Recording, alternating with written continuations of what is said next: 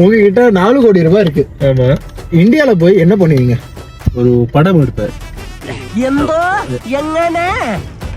படமா 4 கோடி ரூபாய்க்கு? ஆமா, கேரளால எல்லாம் நடக்கும்.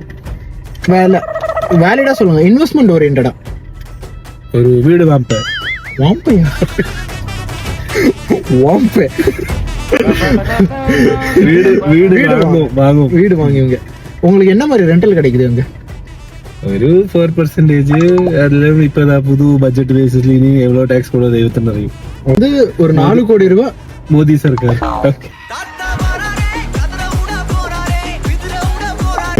4 கோடி ரூபாய் உங்ககிட்ட கையில அமௌண்ட் இருக்கு. அதுல நீங்க வீடு வாங்குனீங்கன்னா கூட உங்களுக்கு 4% தான் ரிட்டர்ன் கிடைக்குது. துபாயில உங்களுக்கு ஒரு வீடு வாங்குறீங்கன்னா அதே 4 கோடி ரூபாய்க்கு உங்களுக்கு கோல்டன் விசா. இங்க வந்து உங்களுக்கு பிசினஸோட பெனிஃபிட்ஸ் இருக்கு. உங்க மெய்டு, உங்களோட டிரைவருக்கு எல்லாருக்குமே நீங்க ஸ்பான்சர் பண்ணலாம். உங்க ஃபேமிலிக்கு நீங்க ஸ்பான்சர் பண்ணலாம். அது மட்டும் இல்லாம ஒரு அழகான பிசினஸ் நீங்க ஸ்டார்ட் பண்றதுக்குமே உங்களுக்கு எலிஜிபிள். உங்களுக்கு அதே மாதிரி டிராவல் பெனிஃபிட்ல இருந்து ஹெல்த் பெனிஃபிட்ல இருந்து எல்லாமே கிடைக்கும். அது மட்டும் இல்லாம உங்களுக்கு 8 to 10% வந்து இங்க ரெண்டல் ரிட்டர்ன் கிடைக்குது. Seriously, of course.